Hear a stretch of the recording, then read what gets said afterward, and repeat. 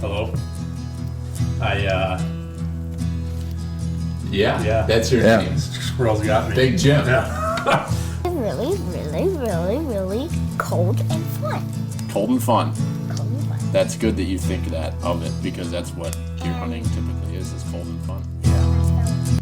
Yesterday morning, I'm glassing up on the pass, and I see these deer moving, and I'm like, ooh, there's some deer moving. All of a sudden, I just see this person just head down, just hauling ass, wearing shorts and a t-shirt with a pack on. And I'm like, is that Tard? My dad always talks about floating through the woods like the autumn breeze. So Robert's when you're the 275 pounds, I don't know how you do that, but the Freightliner. It's just like a creeper. You're just kind of up in the corner watching what's going on down there. Yeah. You know, he's like, he's up there slapping it, pissing all over everything. Is it warm yet? How did you know the name of the actor? I know. How did you say his name? Hervé Villechaize.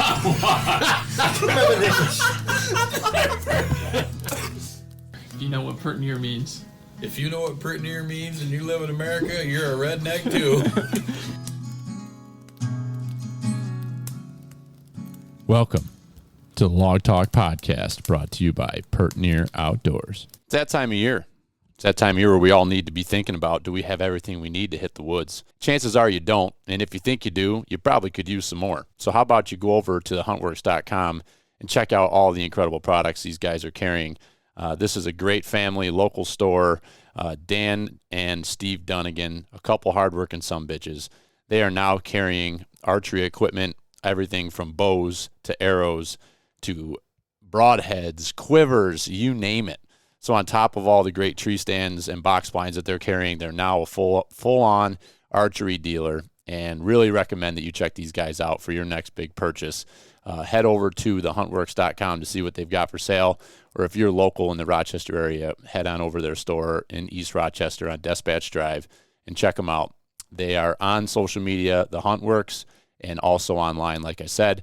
And if you purchase anything online, you can use promo code FEEDIN'Em to get 5% off. And that's FEED, FEEDIN, INUM, 5% off. Feed 'em. Somebody gonna shit my pants. Why are we doing this? Because Don the only person that's killed a deer is leaving tomorrow. It's 10 o'clock. I fucking told you. What are we doing? Jim, We're drinking Manhattans. would you quit going through fucking Tinder? There's nobody in this area. I'm trying to find where you fucking marked this here. What? He's looking for a sexy doll. Jim, it's where we were today. Do you need me I to? understand that, but I'm going to be with. Do you need me to explain it to you? I need to be able to put a point there so I could be like. Well, then stop put the a truck, put. Well, this is then where I put a. need to get out. Why don't you put your headset on like a real professional? Jesus Christ! Is this amateur hour? It's like it's his first podcast. Yeah, is this your first podcast? Put it in your mouth. Okay, so here's what we got going on. We're at Deer Team 6 headquarters. Whatever the name of our camp is. We're just Deer Team 6 headquarters. Yeah. We'll call it the Killers West Coast station. We're the only ones with blood on our hands so far. And you doing well. Yeah, I mean, we're doing all right. So we got me, Slick Willie, right to left, left to right on your radio dial. We got the Jim D. Augustino. Big Jim to his right, your left, if you're looking at it from watching. And then we got Don Lucas. Yep. The big buck killing Don Lucas. The kid doesn't know anything different. He just shoots big bucks. Fucking slayer. He walks in the woods and they just tip over. Thank God you can't shoot them when they're close. Yep, that's right. Point and shoot. Yeah. So what do you want to talk about? I don't know. Should we talk about that deer we killed? Well, let's talk. We didn't do a podcast yesterday, so this is we are at the very tail end of day 2. Tail end of far 3 end. days. Tail end. Yeah, tail end. We are in the tail of it. Past the taint of yesterday was Thursday, and the weather was god awful. Yeah, we hunted hard. It was beautiful out. Yesterday. It was high winds, heavy snow. We hunted. We were out there all day. Yeah, we got back here at about 4 o'clock. And we saw a deer. We did see deer. We were in them. Everybody saw deer. It was fun. It was fun to be out in it and live in it. Yeah. But it kicked our ass and nobody killed anything. Yeah, yesterday was definitely a lot worse when we got back to camp, and we got back to camp like 3 hours earlier than we did today.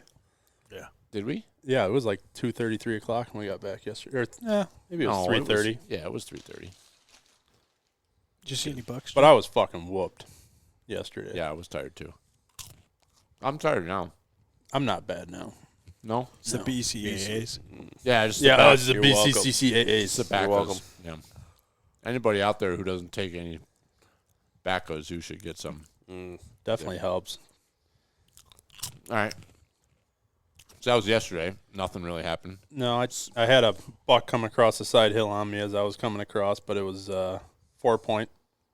A lot of 4-pointers. Couldn't put a fucking brow tine on it. So That's all right. Big 4-point? That's how they get bigger. No, I was little. I'd have shot it though.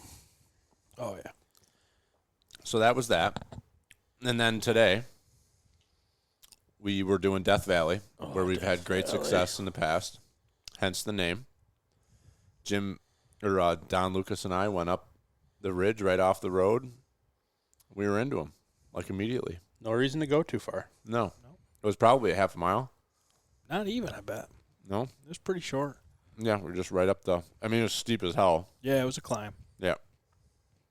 So go ahead. It was a climb. Tell your story, sir. All right. It's our story, right? Oh, so sweet. It's our story. Yeah, it's cute. So we came in off the truck, went right up a little point. And, we had a spot about halfway up the hill where the point leveled out to a little bench, and we knew that's where we would split. And Billy was going to work what would be the east side of this side hill, and I was going to go on the west side of the ridge and work the valley. And we were working up there and thought, yeah, there may be some deer bedded on that bench. It's a little south-facing point, all the right things. The sun was out. It was beautiful. It was a beautiful morning. Yeah, It was beautiful nice. morning. So we worked up to it, and as we got there, I said, hey, I'm going to swing around to the left, and you work the right, but we'll see what's on this bench. And, for my half of the story, I get around the left side, and I pop the ridge, and there's a doe. She's looking right at me. It's been 2 days now of seeing does, so that's not new. That's not different. She's looking at me probably 25, 30 yards out. I'm standing there looking at her. Okay, it's a doe. Maybe she's got a buck with her. We'll wait. And out of nowhere, ba-boom, cannon goes off. From like 30 feet away. and Billy and I can't see each other. He's on the other side of this point, but, ba-boom, it goes. So yeah, it's I'm like excited. a real tight, like, knife ridge. Yeah. Like, this ridge goes up, and it's got Real steep. multiple benches as you go up. Yep. And we're on the first bench, like rock, like, outcropping there. Yep. It was And a you're on it. thermal hub for sure. Oh, yeah, the buck was working the thermals. Mm-hmm. So how'd that shot go for you? Well, so I was coming up the right side of that ridge, and I was like in the middle of taking a step, and I put my foot down, my left foot in front of my right, Like you usually do. like I do. I do left, Like right, one left, does. right, left, right. Yep. Typically how I walk, and I just see something right. Like my head was kind of cresting the bench, and I just see something right there. I'm like, oh my god, that's a deer right there. It was probably it was within 50 yards. I don't know how far it was. Fucking sun was glistening right off your nose. He picked you out like a Yep. fucking sore Yep. thumb. Is that funny to you, Jim? So I see it, and I pull my gun up, and I see brow tines in the scope. I have my scope zoomed out from lessons I've learned in the past. So I'm zoomed out, and I'm like, I can't tell if he's got 3 on a side. So I reach my right hand up, I zoom the scope in, and I stay right in there, and I look in, and I see his beams. I mean, his brow tines were far apart, good brow tines, and his beams went out. I'm like, that's a big buck, and he's staring right straight at me, and I'm like, well, this is my shot. I just put it right in the middle of his chest. He's facing straight on. I shoot. He doesn't even flinch, doesn't even move, and I'm like, shit. And I just racked around, and he took off to my right, to my left, Don's right, but he's heading towards Don, and this is where. Yeah, so I see the doe take off with him, and she goes, around the point, and they're headed down the side hill, and, the buck comes around, and this is the first I've seen him, and I just see, heavy dark rack coming through the brush. my first thought, of course, if it's good enough for Billy, it's good enough for me. Oh, yeah. You know? Mm-hmm. So I gotta let the 30-30 bark, right? Boom, off it goes, and these deer go through the woods. So we both come over this hill and we look at each other like, okay, now what? There's obviously nothing piled up here, but let's assess the damages. Well, I was so pissed at myself for missing that shot. I mean, it's hard when they're that close. It's too close. Too close. Yeah, I need some distance. Yeah. But I was so mad at myself because I'm like, there's a freaking chip shot. He's staring at me like, I don't care if he's frontal or not. Like, with a rifle, you put it there, like he's dumping right there. Would have been like nothing left of him if I would have run a bullet right through the middle of him. But anyway. So we get up there and we look, and Billy's is a clean miss. We work the track, and we find where I took my shot, and holy cow, by some stroke of luck, we've got fur. So we've got good fur and some blood, and now the hunt has changed, right? We're not just working side hills, but we're following this deer. So I start, Billy and I together work the edge, and we follow the blood and the hair and the track. Luckily we had all this snow. We got almost a foot of snow on the hill, so we're trudging through it, and it's an easy track, and we're working it. The deer was staying right at the same elevation too. Yeah. He just kind of stayed right around, was like 1,700 feet, somewhere right in there, and he just was like working that right on that line. level. Yep. And easy track, easy follow. We did find a couple spots where we bumped him and pushed him, got him moving. So when we saw he was running, we said, let's slow down here. Billy said, hey, I'm going to swing up on top of the ridge, go up another 300 feet or so, and work out ahead of you so that hopefully if we're pushing this deer down the hill, we can get a follow-up shot and finish it off. So Billy goes up. I sit down. I have a drink of water and have a quick snack, and he works the top ridge around. I start following the blood again, and I get to a spot where this deer has gone like straight downhill, right? He loops around, and he starts going straight downhill. So we think, okay, this is feeling pretty good. I end up pushing him off a bed, probably 120 yards, down the hill from me, almost straight down this steep spot. He gets up and runs maybe 30 yards, 40 yards. So I brace, and I take a couple shots, but with my 30-30, I'm just falling short. I don't have that kind of range. So, of course, the radios are lighting up, and what's going on?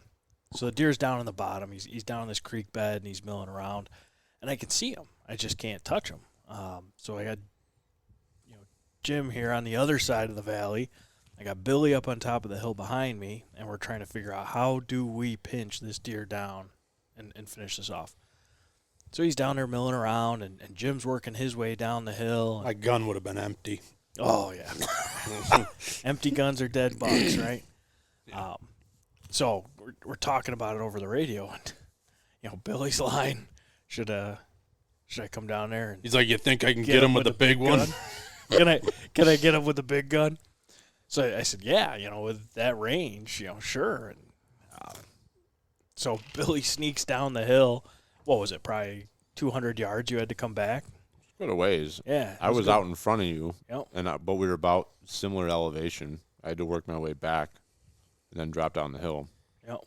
So you come in behind me, and I turn, I see him coming, and I've been glassing where this buck was. He was down this creek bottom. There's a couple of hemlocks, and we know he's hit, and by the way he's moving, you can tell he's hit, okay. It's probably a fatal hit, but, not fast. So I'm watching, and I know he went into some brush, but I haven't seen him come out. So Billy comes down and gets to probably 20 yards or so behind me up this hill. Again, real steep hill, looking across the valley now. This buck's down in the bottom, but we're looking across the valley, and Billy starts saying, can you see him? Where is he? And I kind of point him out, but, then out of nowhere he says, is that him? There's a deer moving to the left. I said, it's got to be. We worked this buck down in here. It's got to be him. So I can't see him where I'm sitting. So, Billy says to me, he's kind of, whistling. He says, hey, I don't want to shoot over your head. Go ahead. I was like, Don, move to the right. Move to the right. Is that him? Get out of the way. Yeah. Get out of the way. So he sits up. He's got a nice tree. He's all, perched up. He's braced for a good shot. And I'm just watching through the binoculars trying to find this deer. And, again, the cannon lets loose. Ba-boom. we look at each other. And we look back at the valley. And we see 4 legs go up in the air. And we just... Don's like, did you hit him? I'm like, I don't know. I don't see him. And I'm watching through the scope. And then all of a sudden I just see him coming up over the top and his feet going up in the air. And he's right on the creek bank. And he flips over backwards into the creek. And I'm like, whoa! Oh, we let it rip, man. Yeah. We let it rip. That was a hard-earned one. I mean, yes, we tracked it was. them all it was over cool. and tag-teamed it. It doesn't happen like that very often where you can hunt with your buddies, see the deer together. You each have a shot at it. And then, we strategically worked up around that deer and came down, and we didn't – I think one of the things we did right was we didn't rush on the track. Right. Yeah, there's a million places he could have gone up there to make it a living. There's a lot of places he could have gone that would have made it difficult, but also I don't know how fast he would have gone because he was gut shot from your shot. So, I don't know that he would have really gotten that far out of Dodge. But their adrenaline starts pumping, and they can fucking take off on you. Yeah, for sure. Yeah, if you're really pushing them, I mean, you're really on them and dogging them, they'll go. I think we did. Yeah, a lot of we things let right. him. We let him lay down. I mean, it was probably in almost 2 hours. Yep. After we originally had encountered him, that we got him up out of his bed. Yep. Yeah, because I heard the first 2 shots, and I was like, that must be further away. Must be somebody else. And I had my radio on mute, so I didn't hear what was going on. And then I realized after I snuck up on the 2 bucks that I snuck up on that my radio was on mute, so I turned it up, and then that's when it was like 20 minutes, half an hour after that, that's when you guys were like, he's heading downhill. And I didn't understand the whole thing. I didn't know you guys were, actually chasing him. I thought you just, saw a buck. Yeah. And then you shot the twice more. And I'm like, well, did you hit him? I didn't know he was already hit. So I was clear damn near the top of the mountain. And, Don was like, can you get down behind him? And I'm like, well, fuck, I ain't coming off this mountain, because I didn't really know what was going on. I'm like, I ain't just going to run down the hill because that fucks the whole day up. And then, they were like, no, he's hit hard. And I'm like, oh, okay. So I fucking bailed off the hill and came down behind him. But he could not have perished in a better spot. No, that flat was bottom in the valley, 3/4 of a mile from the road. Yeah, is beautiful. That does not happen up here. No. Yeah, to be all told, I mean, we had 2 miles on that hunt. Yeah. For what was going to be a 5-mile hunt. Yeah, right. I mean, it could have been a lot more than what it was. And, what it ends up being is we didn't really scratch the surface in there. But, that we know what that area is. We could always go back and hit it again. But then we had a few hours this afternoon, and we went and checked out a new area that we've never hunted that we've kind of looked at on the map. And we saw a lot of deer sign. We seen a bunch of deer. Yeah, I saw 7. And Brian missed a huge 10-pointer. So before we get into that, the buck we got. Yeah. Oh, yeah. Big 8-point. Busted up on one side. Yep. Main beam and G3 are busted off. What do you figure the spread is on that buck? It's probably 18, I'm guessing. I figured 18, maybe 19. Yeah. Wide, dark rack. Yeah. Whacker. Beauty. Nice buck. But yeah, we got an afternoon hunt in. I mean, hell of a morning, and followed it up with an afternoon hunt in a new spot. Yeah. A spot that we got to go back to. You were deer dog? Oh, yeah. Yeah. Walked a good long while. Yep. Left the rifle in the truck, put on the hiking boots. And hey, Johnny. Did you have a fun ride, did you? Fuck that ride. Yeah, that had to have been awful. That lake effect was bad. Yeah. Mm-hmm. Holy shit. Yeah. Yeah, our ride was 3 hours down the other night. Snow from about Dansville on. Yeah, it was rough. Yeah. We left Livonia and we were doing 70, and I'm like, man, I'm amped up. We're going to get there quick. And we got stuck behind an ambulance going to Dansville. And I'm like, what in the fuck? And then while we're behind the ambulance, it starts snowing. I'm like, don't fucking tell me it's starting already. And then, snowed the whole oh way. my God, I think 36 from Dansville to Hornell wasn't bad. And then when we got on 86, it let loose. Yeah. And it was the whole way from there. Yeah, it was. Yeah, you missed a pretty shitty weather day on Thursday. That was a good day to not be here. Yeah, it was not a fun day to deer hunt. Yeah. Yeah. wet, Yeah, cold, through the windy. lens, it looked enjoyable. It wasn't bad when we were on the side hill, but Yeah. I think your first time down here, I drove back with you, and it took us about 4 hours to get home. Yes. That was you shot a buck that year, right? Was that that's the one you shot? Yep. When Peter had to lay down and smoke a cigarette while we were cutting your deer up. Yeah, Pete's laying on his side. Oh, friend. It's so nice. Give me that meat. And he was taking the quarters off the deer and just laying them in the snow. And then you pick them up and they would melt the snow and they were just covered in leaves because freaking Peter. So what do you think, Don? I mean, this is your first experience of anything like this. Oh, wild. Yeah? Wild. Absolutely wild. Yeah, I mean, to come down here, first out-of-state hunt for me ever. Pennsylvania, I mean, the land down here, the terrain is just unbelievable. I won't say it's unlike anything I've ever hunted before. It's very similar to some of the hills and hollers we have back home, but there's so much of it. I mean, you're talking thousands and thousands of acres, and that's what's unique. To be able to see a deer, like today, we hit that buck and we ended up tracking him 1.2 miles to where we ended up finishing him and recovering him. For my experience, from where I've hunted before, that's not possible. No. To push a buck 1.2 miles and not cross a property boundary or Oh, a you're highway trespassing. or something. Oh, yeah. Yeah. Oh, yeah. Down here, it's just state forest for miles and miles. I mean, today I hiked 4 miles from where I was dropped off up through the drive, and that was one creek bottom of hundreds of creek bottoms in this state forest. It just feels endless, absolutely endless. And this style of hunting, this group hunting, packing deer out, is its own experience. I come down here and really unprepared in terms of equipment and experience. But typical. Yeah, typical. Yeah, everybody's first trip down here is always a little eye-opening. Yeah. Yeah. But you were fine though. Like we've seen some we've sat here on these couches at this cabin with Dan Jeffries, and he's like, I am exhausted. And it's like, what's wrong? And he pulls his backpack out, and the thing weighed like 65 pounds. Oh, holy fuck. And he was carrying like 3 boxes of ammunition, a full like family-sized pack of hand warmers.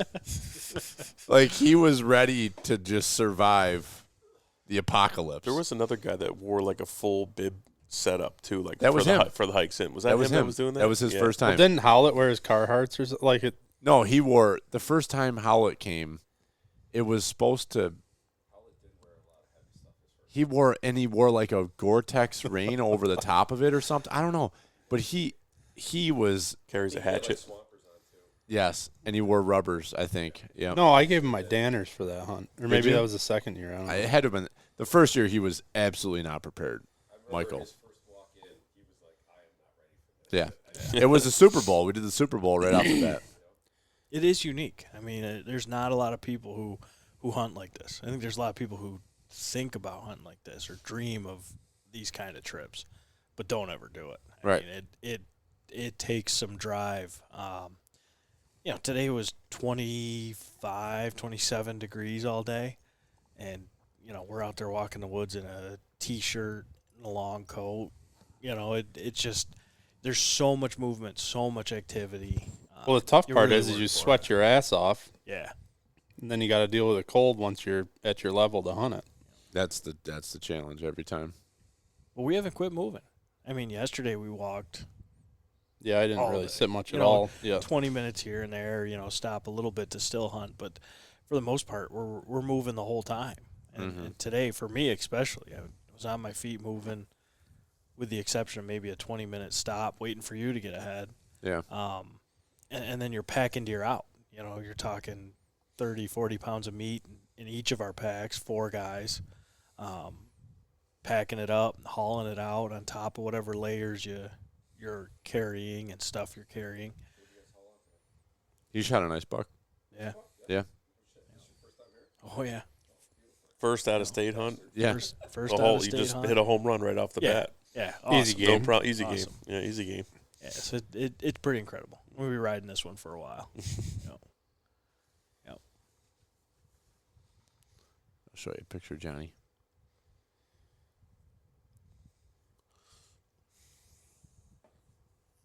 Yeah, I keep going back to just how much you learn about gear and stuff. How to dress for it. How to dress to stay warm and yet be so active. I mean, these hills we're climbing are not just hills, but we're talking 30, 40-degree slopes, climbing up and down and dropping into hollers and coming back out. You were briefed pretty well talking to everybody prior to, so like for the newcomer, I'd say you're probably the most prepared newcomer. That the only thing that I really felt I had to change from last year was boots. Yeah. Like a good solid pair of stiff boots is really needed for the side hills. And not insulated. Yeah. You want like a good boot, but not a heavy insulated boot because the insulation will kill you. Yep. The Danners that I used last year were just not stiff enough. When you're going across these side hills and up and down, and my feet were killing me last year. The side hills are no joke. I mean, yesterday we were on the side hills the whole time, and I mean, I cannot believe how sore I was this morning just from walking those side hills and fighting. And some of that's the snow. I mean, you're walking through heavy snow, and it's wet, and your feet are heavy. It adds a challenge to it.